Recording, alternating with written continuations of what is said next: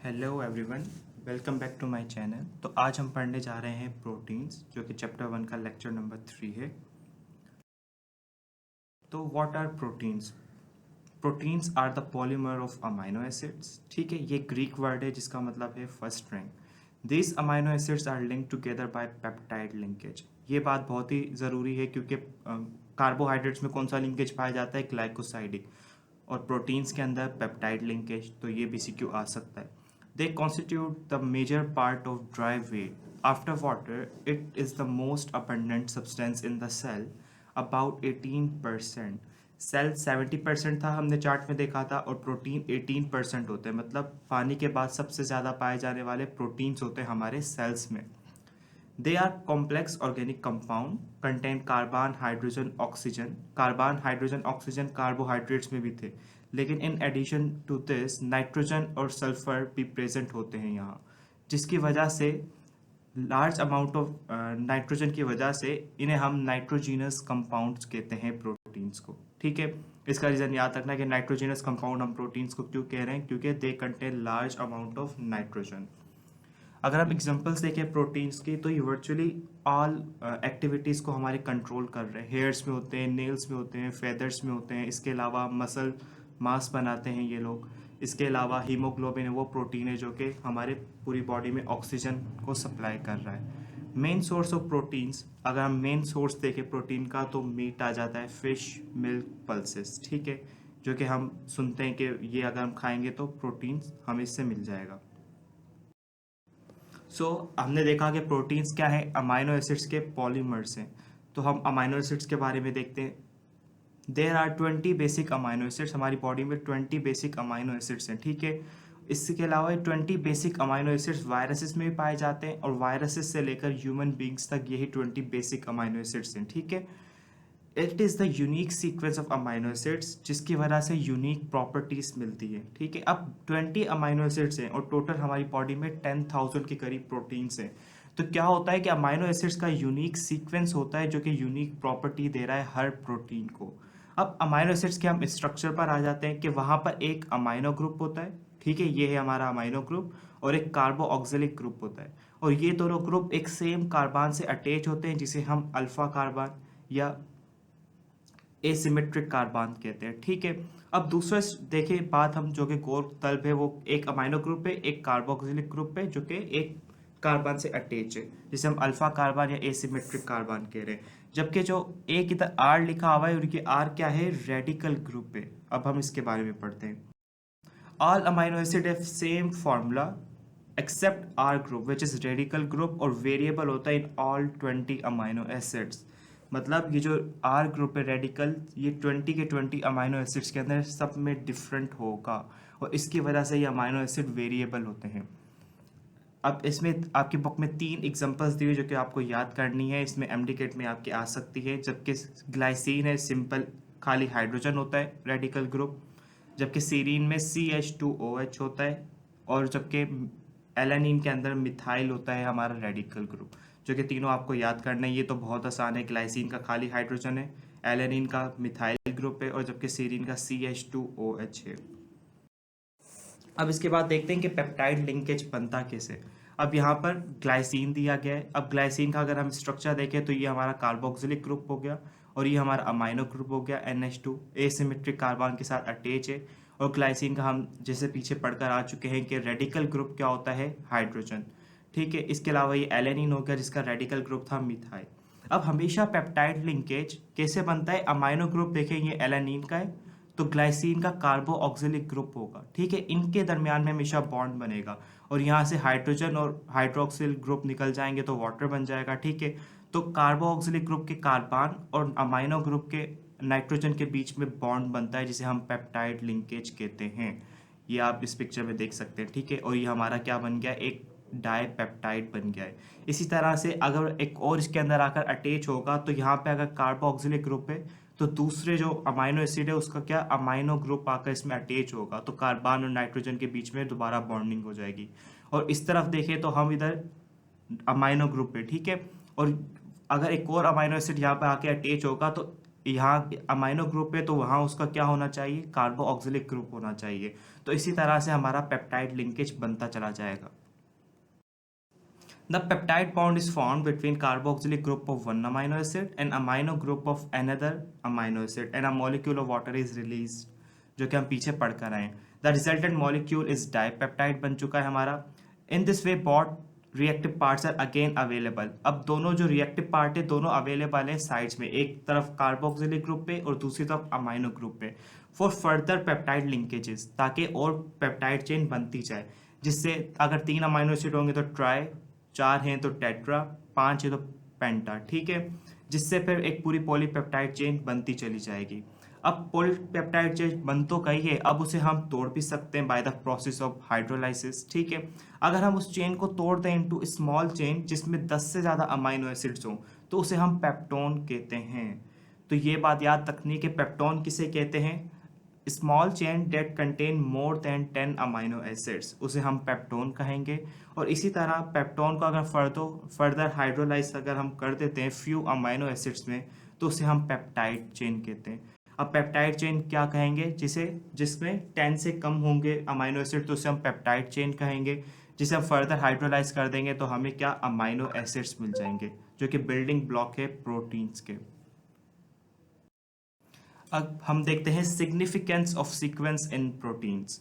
अब human body has more than 10,000 protein, but all these proteins are made up of 20 amino acids but are composed of different and unique sequence. क्या कह रहा है कि human body में है तो 10,000 प्रोटीन्स, लेकिन अगर देखा जाए तो अमाइनो एसिड्स तो सिर्फ 20 हैं, लेकिन ये 20 अमाइनो एसिड्स अपने एक स्पेशल इनका सीक्वेंस होता है और उसी स्पेशल सीक्वेंस की वजह से यूनिक प्रॉपर्टीज मिल जाती है प्रोटीन्स को।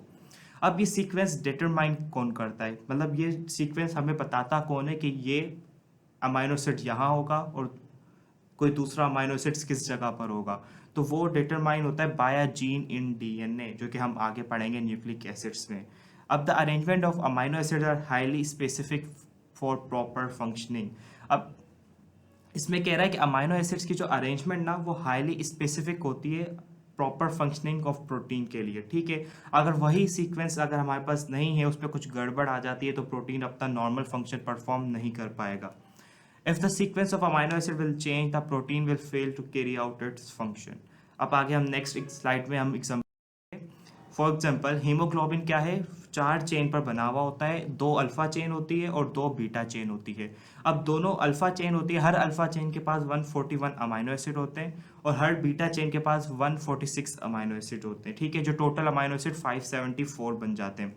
लेकिन एक डिजीज है जो कि सिकल सेल एनीमिया, वहाँ क्या होता है, एक एबनॉर्मेलिटी हो जाती है हीमोग्लोबिन में, क्योंकि एक जगह पर ग्लूटामिक एसिड जहाँ लगना होता है वहाँ वैलीन आके उसे रिप्लेस कर देता है। और वो पोजीशन क्या होती है जो कि हमें याद रखने एग्जाम में बार बार पूछा जाता है, ये आपके इंटरमीडिएट से लेकर मेडिकल कॉलेज तक ये बीसीक्यू आता है कि अल्फा चेन की 6 पोजीशन पर जहाँ पर ग्लूटामिक एसिड होना चाहिए था उसे रिप्लेस कर दिया है बाय वैलीन, ठीक है। और इस लिटिल एक अमाइनो एसिड के चेंज होने की वजह से क्या करता है कि हीमोग्लोबिन फेल हो जाता है to carry out its function, और जिसकी वजह से एक लाइफ थ्रेटनिंग डिजीज है, ठीक है। तो इसी वजह से हमें इंपॉर्टेंस का पता चल रहा है कि थे तो सिर्फ पूरे क्या 574 अमाइनो एसिड्स थे, लेकिन एक चेंज आने की वजह से क्या हमें एक डिजीज हो गई है। और हमें इसके 4 ये याद रखना है कि हीमोग्लोबिन की 4 चेन्स होती हैं, 2 अल्फा 2 बीटा, ठीक है। और हर चेन के अमाइनो एसिड्स याद रखने, एक अल्फा में 141, दूसरी अल्फा में भी 141, जबकि एक बीटा में 146, दूसरी में भी 146 अमाइनो एसिड्स होंगे। और ये डिजीज हो किस वजह से रही है, अल्फा चेन की 6 पोजीशन पर ग्लूटामिक एसिड को रिप्लेस कर दिया है वैलिन ने। अब एक दूसरी एग्जांपल देखते हैं, इंसुलिन, ठीक है। इंसुलिन के पास कितने अमाइनो एसिड्स होते हैं, टोटल 51, और 2 चेन्स के अंदर होते हैं, एक चेन में 21 होते हैं, दूसरी चेन में 30 अमाइनो एसिड्स होते हैं। और ये दोनों चेनें held together by disulphide bond, जो कि बहुत ज़्यादा इंपॉर्टेंट है, बीसीक्यू पॉइंट है, ठीक है। 51 अमाइनो एसिड टोटल होते हैं, 21 अमाइनो एसिड एक चेन में, 30 अमाइनो एसिड दूसरी चेन में। और दोनों चेन अगर हेल्ड टुगेदर, मतलब 2 चेन अगर इस तरह से है तो उनके दरमियान में जो बॉन्डिंग होगी वो डाइसल्फाइड बॉन्ड्स होंगे। अब आता है classification of protein on the basis of structure. 2 तरह से क्लासीफाई किया है, स्ट्रक्चर के हिसाब से और दूसरा फंक्शन के हिसाब से। तो स्ट्रक्चर के हिसाब से दो तरह के होते हैं, fibrous protein and globular protein. Fibrous protein क्या होते हैं? लॉन्ग फाइबर्स होते हैं, insoluble in water, non crystalline, elastic in nature, structural role होता है इनका बॉडी का। अगर आप फाइबर है उसे आप इमेजिन कर लो लाइक थ्रेड लाइक स्ट्रक्चर होते हैं। अब थ्रेड क्या होते हैं? पानी के अंदर सॉल्युबल तो नहीं होगा और ना ही क्रिस्टलाइन होता है, लेकिन इलास्टिक ज़रूर होता है। और थ्रेड क्या बनाता है? कुछ भी स्ट्रक्चर बना लेता है, जैसे कपड़े बनाते हैं, ठीक है। तो ये भी स्ट्रक्चर रोल होता है इसका हमारा बॉडी के अंदर। और इनका सेकेंडरी स्ट्रक्चर होता है। अब सेकेंडरी स्ट्रक्चर से क्या मुराद है कि इसमें more than one polypeptide chain होगी जो कि हेलिकल या स्पाइरल फॉर्म के अंदर आ जाएगी, ठीक है। जैसे कि इंसुलिन के अंदर दो चेन्स होती हैं, ठीक है। अब इसकी अगर हम एग्जांपल देख लें फाइब्रस प्रोटीन की, तो मायोसिन होता है मसल्स के अंदर, कैरेटिन होता है हेयर और नेल्स के अंदर, सिल्क फाइबर होते हैं क्लोथिंग में, और स्पाइडर्स वेब जो मकड़ी का जाला होता है वो भी फाइब्रस प्रोटीन की एग्जांपल है। अब हम दूसरा आ जाते हैं ग्लोब्यूलर प्रोटीन। ग्लोब्यूलर प्रोटीन का नाम सुन के हमें पता चल रहा है कि वो क्या स्पेरिकल होंगे या एलिप्सॉइड होंगे, ठीक है। और उसमें क्या थ्री डायमेंशनल फोल्ड हो जाता है सेकेंडरी स्ट्रक्चर का। अब फाइब्रस प्रोटीन है उसमें दो स्ट्रक्चर होते हैं, खाली प्राइमरी जो कि मतलब लॉन्ग फाइबर्स होंगे, और अगर सेकेंडरी है तो उसमें क्या दो चेन्स होंगी जो कि आपस में इंटरवाइन हो चुकी होंगी। लेकिन इसमें क्या होता है कि थ्री डायमेंशनल फोल्ड हो जाता है, तो इसी वजह से इसमें टर्शरी और क्वाटर्नरी स्ट्रक्चर्स भी होते हैं। और दूसरी बात, ये सॉल्युबल है इन सॉल्ट, जबकि वो इनसॉल्युबल था, ठीक है। Acid base containing aqueous solution, मतलब पानी है उसके अंदर अगर हम सॉल्ट मिक्स कर दें तो ये इसमें सॉल्युबल हो जाते हैं, या एसिड या बेस डाल दें हम पानी में तो ग्लोब्यूलर प्रोटीन क्या सॉल्युबल हो जाते हैं, लेकिन वो इनसॉल्युबल ही रहते हैं फाइब्रस प्रोटीन। और ग्लोब्यूलर प्रोटीन की थर्ड डिफरेंस क्या है कि ये क्रिस्टलाइन होते हैं, जबकि फाइब्रस नॉन क्रिस्टलाइन थे। अब इनके एग्जांपल्स अगर हम देख लें तो इंजाइम्स आ जाते हैं, हार्मोन्स, एंटीबॉडीज और हीमोग्लोबिन। और चौथा जो कि हम पहले पढ़ चुके हैं कि इसमें टर्शरी और क्वाटर्नरी स्ट्रक्चर होता है, ठीक है। जबकि फाइब्रस में खाली और खाली प्राइमरी होता है और सेकेंडरी स्ट्रक्चर होता है, ठीक है। अब सेकेंडरी मतलब प्राइमरी स्ट्रक्चर है एक सिंगल चेन, ठीक है, लॉन्ग फाइबर्स होते हैं, जबकि सेकेंडरी में दो चेन्स आ गई और वो हेलिकल स्ट्रक्चर के अंदर होंगे, ठीक है। जबकि जो थ्री डायमेंशनल अगर हम फोल्ड करते हैं सेकेंडरी स्ट्रक्चर को तो वो उसे हम क्या कहेंगे? Tertiary structure. और क्वाटर्नरी भी ये होता है कि उसमें बस एडिशनल बॉन्ड्स हमारे एक्स्ट्रा आ जाते हैं जो कि आपकी बुक में नहीं है, ठीक है। अब हमने क्या पीछे हमने क्या देखा है कि प्रोटीन को हमने क्लासिफाई कर दिया on the basis of structure, जबकि हम यहाँ पर प्रोटीन को क्लासिफाई कर रहे हैं on the basis of function, ठीक है। अब लिस्ट ऑफ फंक्शनल प्रोटीन्स, अब इनकी अलग अलग टाइप्स है, जैसे कि एक डाइजेस्टिव एंजाइम्स आ जाते हैं, उसमें अमाइलेज, लाइपेज, पेप्सिन, ट्रिप्सिन जो कि आप डाइजेस्टिव सिस्टम में पढ़ेंगे, ठीक है। वो क्या करते हैं? डाइजेशन करवाएंगे। एक ट्रांसपोर्ट है, जैसे कि हीमोग्लोबिन ऑक्सीजन को ट्रांसपोर्ट करता है, और एल्ब्यूमिन होता है, ठीक है। अब हार्मोन्स आ जाते हैं, जैसे कि इंसुलिन, थायरोक्सिन, ये आप इंटर में आप पढ़ेंगे हार्मोन्स डिटेल में, ठीक है। इसके अलावा डिफेंस मैकेनिज्म्स आ जाते हैं, जैसे कि एंटीबॉडी, जिसे इम्यूनोग्लोब्यूलिन कहते हैं, इंटरफेरॉन्स कहते हैं, जो कि आप आगे चैप्टर्स में पढ़ने वाले हैं। इसके अलावा एक्टिन, मायोसिन आ जाते हैं जो कि मसल को कॉन्ट्रैक्ट करवाते हैं, ठीक है। इसके अलावा अब ये स्टोरेज प्रोटीन्स आ जाते हैं, ठीक है, जिसमें लेग्यूम स्टोरेज प्रोटीन आ जाता है और एग वाइट एल्ब्यूमिन आ जाता है। अब हम स्ट्रक्चर प्रोटीन के अगर टाइप्स देख लें तो ये पूरा एक चार्ट दिया हुआ है, लेकिन अगर इसमें इंपॉर्टेंट चीज़ें देखें तो कैरेटिन है जो कि हमारे नेल्स और हेयर्स के अंदर होता है। ट्यूब्यूलिन है जो कि माइक्रोट्यूब्यूल्स में होता है। माइक्रोट्यूब्यूल्स क्या चीज़ है ये हम सेल में पढ़ेंगे। साइटोप्लाज्म के एक पूरा साइटोस्केलेटन होता है, जिस तरह से हमारी बॉडी के अंदर स्केलेटन है तो सेल का भी एक साइटोस्केलेटन होता है जो कि 3 से 4 चीज़ें मिलकर बना रही होती है, जिसमें एक माइक्रोट्यूब्यूल्स भी होते हैं। इसके अलावा एक टाइटिन होता है। अब मसल में दो तरह के प्रोटीन होते हैं, मायोसिन और एक्टिन फिलामेंट्स, उसको ये इलास्टिसिटी प्रोवाइड करता है टाइटिन प्रोटीन, ठीक है। इसके अलावा एक तीसरा इधर आ जाए कोलेजन, जो कि बहुत इंपॉर्टेंट है। अब इस कोलेजन कहाँ कहाँ पाया जाता है? एक तो बोन में, बोन से रिलेटेड क्या होते हैं? लिगामेंट्स के अंदर, कार्टिलेज के अंदर, टेंडन के अंदर, ये सारी चीज़ें 4 की 4 बोन से रिलेटेड है, तो आप इसे ऐसे याद कर सकते हैं, ठीक है। और एक तीत के अंदर भी ये पाया जाता है जो कि एक एक्स्ट्रा हो गया बोन से हटकर।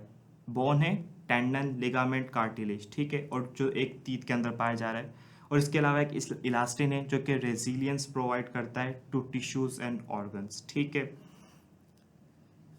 इसके अलावा बाकी इतना इंपॉर्टेंट नहीं है, अगर आप यही याद कर लेते हैं तो बहुत ज़्यादा है, ठीक है। इसके अलावा हमारा ये लेक्चर होता है यहाँ कंप्लीट, और इंशाल्लाह हम नेक्स्ट लेक्चर में हम लिपिड्स को डिस्कस करेंगे।